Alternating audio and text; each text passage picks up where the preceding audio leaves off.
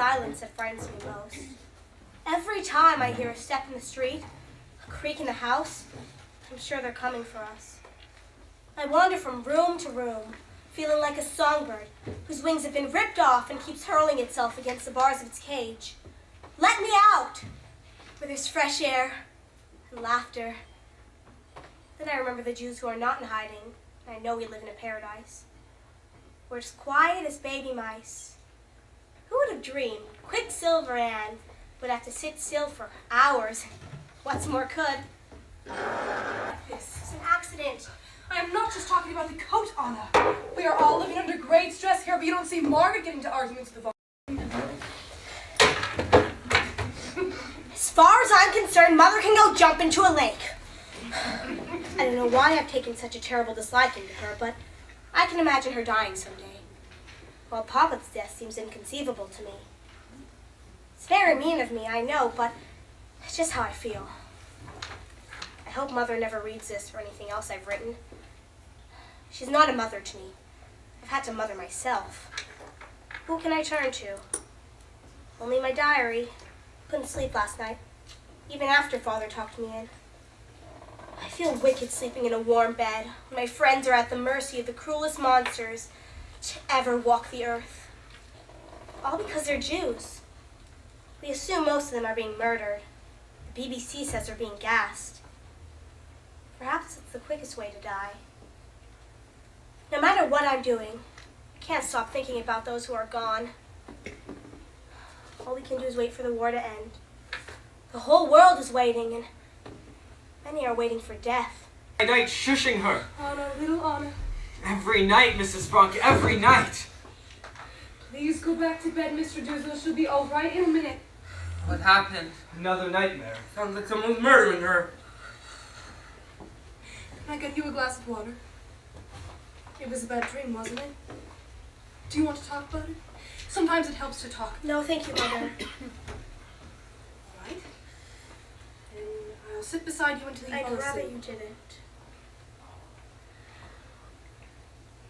I see. Good night, then. Mother, would you ask Father to come in? Please. Sometimes I see myself alone in a dungeon without Father and Mother. I'm roaming the streets, or the annex is on fire, or they come to take us away in the middle of the night. I know it could all happen soon. See, the 8 of us in the annex stood for a patch of blue sky, threatened by menacing black clouds. We're surrounded by darkness and danger, and in our desperate search for a way out, we keep bumping into each other. We look at the fighting below, and the peace and beauty above, but we're cut off by the dark mass of clouds, and we can either go up or down. It looms before us, an impenetrable wall. I can only cry out and implore, open wide, let us out. Shining, the sky a deep blue. There's a magnificent reason. I'm longing, so longing for everything. I walk from room to room, breathe in through the crack of the window frame, and feel my heart beating as if to say, can't you fulfill this longing at last? I long for every boy. And to Pater I just want to shout, say something. Don't just smile at me all the time. Touch me so I can get that delicious feeling inside. I long for so much. I feel spring within me. I feel spring awakening. I feel it within my body and my soul. I'm utterly confused. I don't know what to read, to write, to do. I only know, did he really say a diary? I'll start revising it tomorrow. Maybe one day I'll even publish a novel, The Secret Annex, based on my diary. Unless you write yourself, you can never know how great it is. When I write, I shake off all my cares. But I want to achieve more than that. I want to be useful and bring enjoyment to all people, even those I've never met. I want to go on living, even after my death. To the attic again with Pater. But you've already spent so much time up there. I went up exactly twice. Once to fetch the potatoes for supper, and once to practice our French together. But you know, Miss Fondant, she's got a little comment for everything. She can't help herself. It's in her nature. And I don't think it's Miss Fondant that's upsetting you. I'm not upset. You're not jealous of Pater and me? Well, I'd be insanely jealous if it were you instead of me. Yes, I imagine you would be. But I'm not. Aren't you, Margaret? Tell me the truth. Well, who wouldn't want to have conversations with? Someone you can talk to and have deep, serious conversations with, and who knows what else. Yes, I'm jealous. But not of you and Pater. I would just like someone of my own. I'm happy you have someone. You mean it? I want you to have a good time tonight. Every night. You've already missed out on so much here. Margaret, you're such a generous person. Anyways, there's nothing to be jealous of.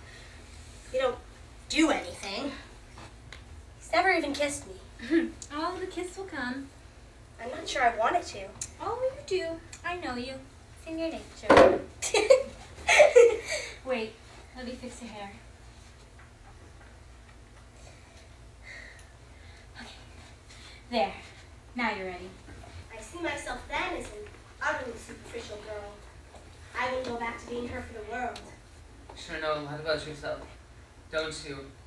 It must be because of all that writing you do.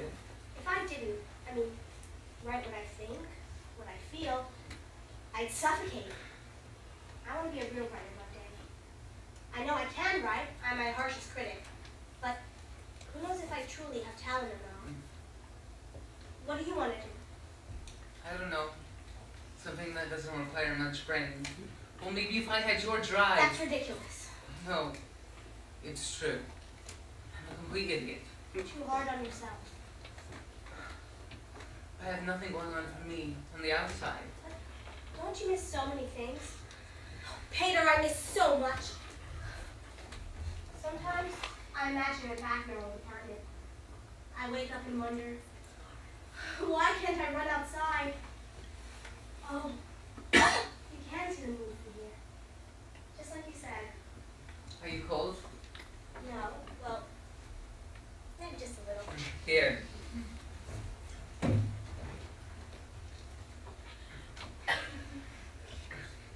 Here you go. Pater, have you ever kissed a girl? I guess so.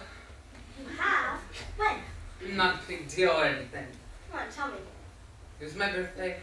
I was blindfolded. Why, I don't even know who the girl was. There's nothing wrong with being kissed or anything. Though I'm sure Margaret would never touch a man unless she were engaged to him. And I know Mother never touched anyone until she met him. My girlfriends would say, Anna, how shocking. But who cares what they'd say anyways? Everything's different now. Here, You called it our attic before. Do you really think it's ours? I do. You won't let them stop you from coming here, I won't. will you? I promise. Maybe one day I'll bring one of my stories and read it to you. You'll come tomorrow night? If you want me to, I do. It's 9:05. I will.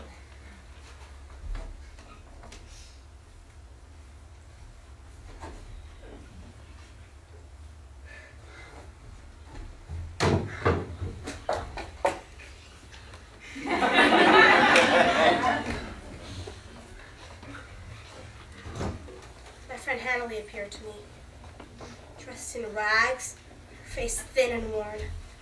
She looked at me with such sadness in her eyes I could just read the message in them. Oh, Anna, why have you deserted me? Help me, rescue me from this hell. Only I could. Why have I been chosen to live and you to die? Are you still alive? I keep seeing your enormous eyes. I keep seeing myself in your place. You're a reminder of what my fate might have been.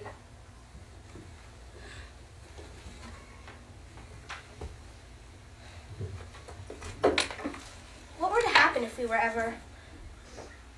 No. I mustn't write that down. But the question looms ahead of me. Won't go away.